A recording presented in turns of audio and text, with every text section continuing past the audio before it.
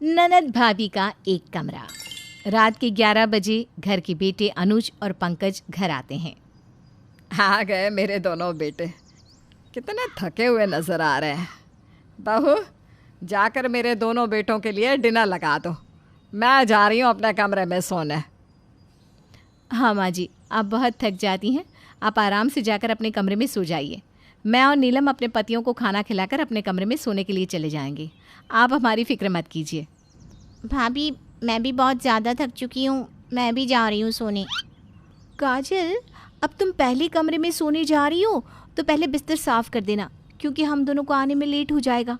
तुम्हारे भैया का भी तो ख्याल हमें रखना पड़ता है ना। हाँ भाभी, आप दोनों आराम से आना, मैं कमरा साफ़ सुथरा रखूँगी। आज आप दोनों को सोने में कोई दिक्कत नहीं होगी। अरे कोई घर के बेटे के बारे में भी सोच लो। हम दोनों भी थके हुए घर आते हैं, सोचते हैं कि हमारे पास भी कोई कमरा हो जिसमें हम आराम से फैल कर सो सके, पर हमारी किस्मत में तो एक कमरा तक नहीं है। भाई, हमारे पास कमरा कैसे होगा? कमरे की ज़रूरत तो लड़कियों को ज़्यादा होती है ना, और हम तो इस घर के बेटे हैं। हमें तो बाहर हॉल में ही ज़िंदगी गुजारनी पड़ेगी। बेचारे पंकज और अर्जुन घर के बेटे होने के बाद भी कमरे से बाहर हॉल में सोते थे, क्योंकि उन दोनों के पास कोई रूम ही नहीं था। घर में सिर्फ 2 ही कमरे थे, जिसमें से एक कमरे में पंकज और अर्जुन के माता पिता सोते थे, तो दूसरे कमरे में ननद भाभी। दोनों भाई चाहकर भी कोई शिकायत नहीं कर पाते, क्योंकि उन्हें पता था उन्हें कमरे में सोने का मौका कभी नहीं मिलेगा। अब ऐसे ही कुछ दिन बीत जाते हैं और देखते ही देखते गर्मी आ जाती है। ऐसे ही एक रात दोनों भाई हॉल में सो रहे होते हैं, पर इसी बीच उन दोनों भाइयों को मच्छर काट काट कर परेशान करते हैं। पंकज यार, तू इतना आराम से कैसे सो सकता है इतनी गर्मी में? यहाँ तो पंखा भी नहीं है और इन मच्छरों ने मेरा जीना हराम कर दिया है। अरे यार, अगर मच्छरों ने तेरा जीना हराम कर रखा है तो क्या तू मेरा जीना हराम करेगा? प्लीज़ मुझे सोने दे, मुझे तुझसे पहले ऑफिस जाना होता है।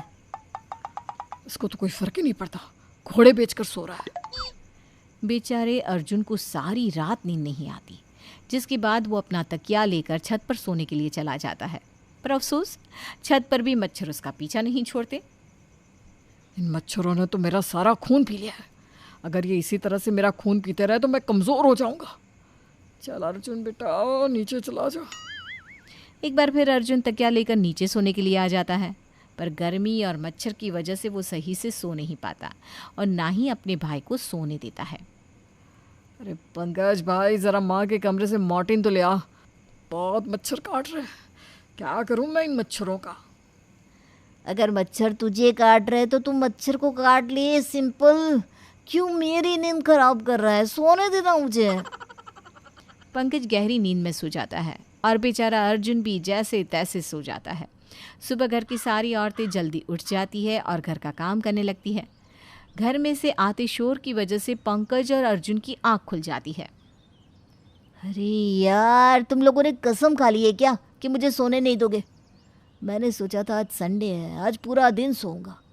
रात में इस अर्जुन के बच्चे ने सोने नहीं दिया और अब इस घर की औरतें सोने नहीं दे रही। देवर जी, आप और आपकी भैया कितना ही क्यों ना सो ले, पर आप दोनों की नींद कभी पूरी नहीं होती।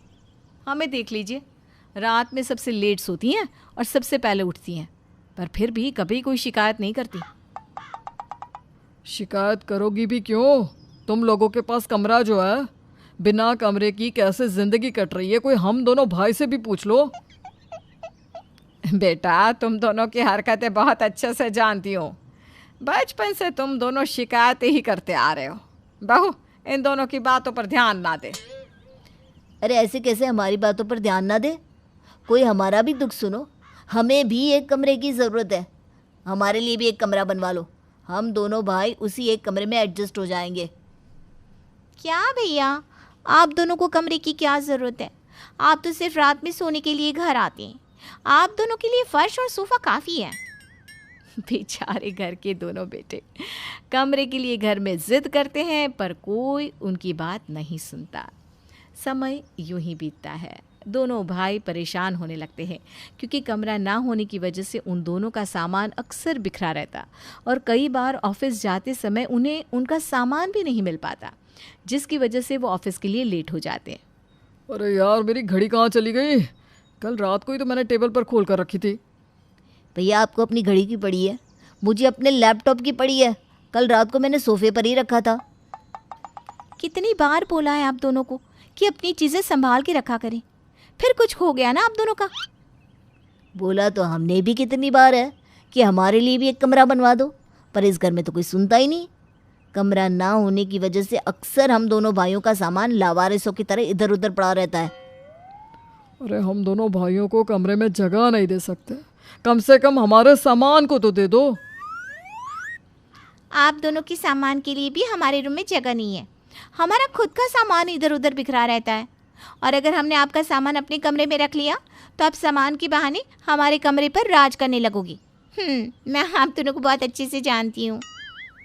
भैया इस काजल की ना जुबान बहुत चलती है। अब हमें सबसे पहले इसे ही घर से निकालना होगा, इसकी शादी करवा कर।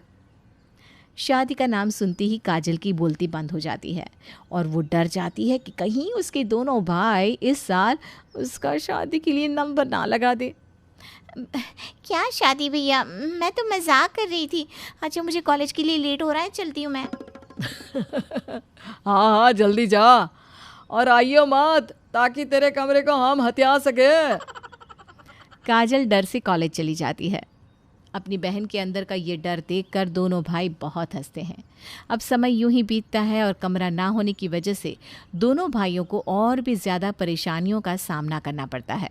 और इस बार तो हादी हो जाती है जब उन दोनों भाइयों की ऑफिस की एक इम्पॉर्टेंट फाइल खो जाती है।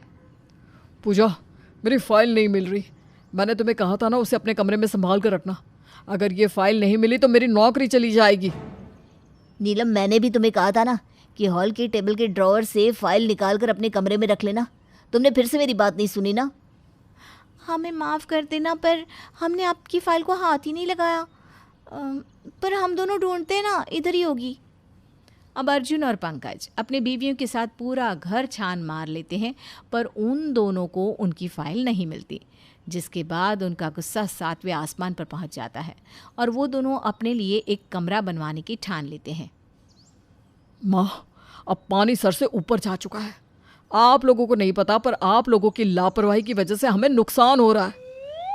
इसलिए हम दोनों ने सोच लिया है कि अब हम दोनों भाई अपने लिए खुद कमरा बनवाएंगे, वो भी इस फालतू के किचन को हटवाकर। इस किचन की वजह से वैसे भी हमारी नींद पूरी नहीं हो पाती। अब दोनों भाई घर वालों के खिलाफ जाकर किचन हटवा कर अपने लिए एक कमरा बनवा देते हैं और आराम से उस कमरे में रहते हैं। पर किचन ना होने की वजह से अब घर में किचन की समस्या खड़ी होती है। भाई जब से हमने किचन तोड़वा कर अपना कमरा बनवाया है, कितना सुकून मिल रहा है अपने कमरे में रहकर। सही कहा तूने, बहुत दिनों बाद कमरे में सोने को मिल रहा है। अब हमारी चीज़ भी अपनी जगह पर रहती है। अब घर की औरतें देखें अपना किचन। ठीक है भैया आप सो जाओ, मुझे थोड़ा सा ऑफिस का काम करना है। इसे ख़त्म करके मैं भी सो जाता हूँ। अब दोनों भाई आराम से अपने कमरे में सो जाते हैं और सुबह टाइम से उठकर फटाफट रेडी हो जाते हैं और खाने का इंतज़ार करने लगते हैं। अरे भाई अब तक नाश्ता तैयार हुआ या नहीं, या आज हमें भूखे जाना पड़ेगा? किचन को तुड़वा कर तो तुम दोनों ने अपना कमरा बनवा लिया है, तो फिर अब खाने का इंतज़ार क्यों कर रहे हो? अब किचन ही नहीं है तो मेरी बेचारी बहुएं कहाँ खाना बनाएगी? क्या इसका मतलब अब तक नाश्ता नहीं बना और हमें आज भी बिना लंच लिए ही जाना पड़ेगा? जाना तो पड़ेगा। किसने कहा था किचन को तुड़वा कर अपने लिए शानदार बेडरूम बनवाओ? इतना बोलकर घर की औरतें अपने अपने कमरे में चली जाती है और बेचारे दोनों भाई भूखे अपने ऑफिस के लिए निकल जाते हैं। समय यूं ही बीतता है और घर में किचन ना होने की वजह से घर की औरतों को समस्या आने लगती है। नीलम, तुमने मसाले के डिब्बे कहाँ रखे हैं? मैंने तुमसे कहा था ना कि चूल्हे के पास ही रखना।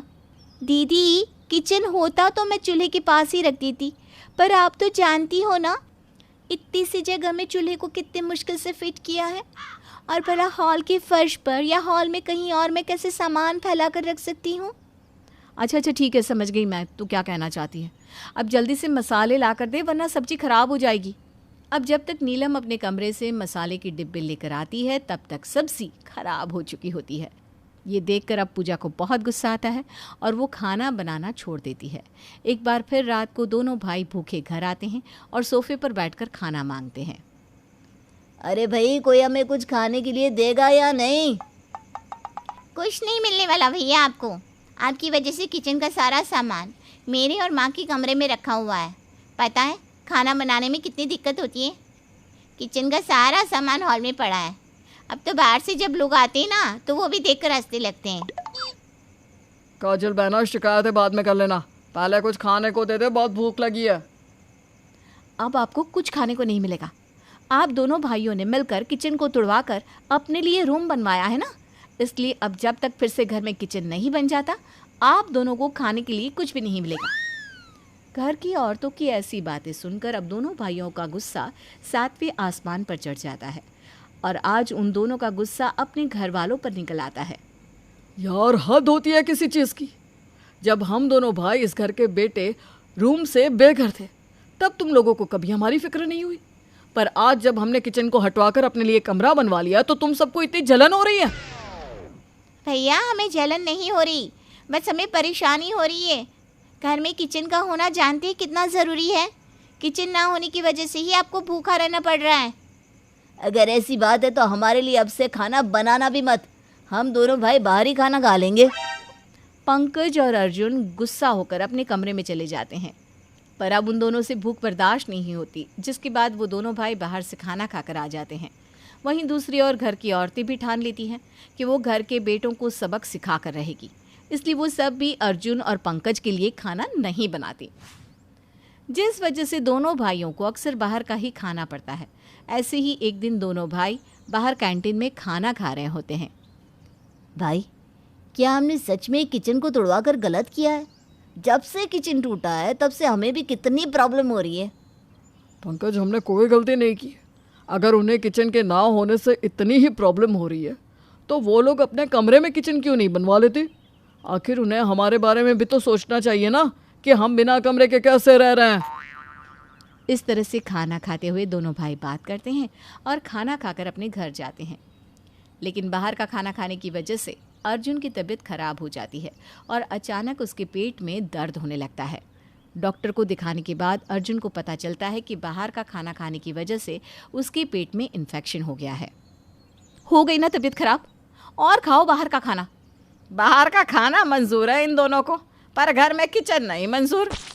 माँ, जिन्होंने किचन को तोड़कर अपने लिए कमरा बनवा लिया, भला उन्हें क्या फिक्र जो किचन बनवाएंगी। बस करो तुम सब, भैया की तबीयत खराब है और तुम सब उन्हें ताने दिए जा रही हो। अरे कभी तुम लोगों ने सोचा है घर के बेटे किस तरह से बिना कमरे के रहते हैं? अगर तुम्हें इतनी ही परेशानी हो रही है तो अपने कमरे में क्यों नहीं किचन बनवा लेती? बेशरम, शर्म नहीं आती अपनी माँ से ऐसे बोलते हुए? आखिर इस उम्र में हम बूढ़े बुढ़िया कहाँ जाएंगे, कभी सोचा है तूने? और भूलिए मत, उस छोटे से कमरे में हम 3 औरतें एक साथ रहती हैं और घर का ज़्यादातर सामान भी उसी कमरे में है। हम चाहकर भी उस कमरे में किचन नहीं बनवा सकते। और माँ जी और ससुर जी की हालत आप जानते हैं ना, फिर भी इस तरह की बातें कर रही हैं आप। छोड़ो ना भाभी, भैया को तो हमारी फिक्र ही नहीं है। ये लड़की होकर कमरे के बाहर नहीं रह सकते, पर हम लड़कियां होकर कमरे के बाहर रहे। इस तरह से एक बार फिर घर की सारी औरतें एक हो जाती है, जिसके बाद अर्जुन और पंकज चुप हो जाते हैं और घर की औरतों के जाने के बाद दोनों भाई आपस में बात करते हैं। भैया, बात तो घर की औरतों की भी सही है। माँ पापा अब बूढ़े हो चुके हैं, हम उन्हें कमरे से बाहर नहीं कर सकते। और जिस कमरे में हमारी बीवी और बहन रह रही है वो कमरा सच में काफ़ी छोटा है, उनको काफ़ी घुटन होती होगी। लगता है इस किचन की वजह से एक बार फिर हम दोनों भाइयों को अपना कमरा छोड़ना होगा। हाय हमारी किस्मत। अब दोनों भाइयों के पास कोई दूसरा रास्ता नहीं था। घर में किचन का होना भी काफ़ी ज़रूरी था, क्योंकि बिना किचन के घर के सभी घर वालों को परेशानी का सामना करना पड़ रहा था। इसलिए दोनों भाई एक बार फिर अपना सारा सामान हॉल में शिफ्ट कर लेते हैं और अपने कमरे को किचन में बदल देते हैं। जिंदगी में पहली बार कोई सही फैसला लिया है भैया आपने। आखिर बेटे किसके हैं? बिल्कुल सही कहा आपने। वैसे हम दोनों भाइयों की हालत कुछ ऐसी हो चुकी है जैसे धोबी के कुत्ते की होती है। हम दोनों भाई ना घर के रहे ना घाट के। बेचारे इस घर के बेटे, 4 दिन की चांदनी फिर अंधेरी रात।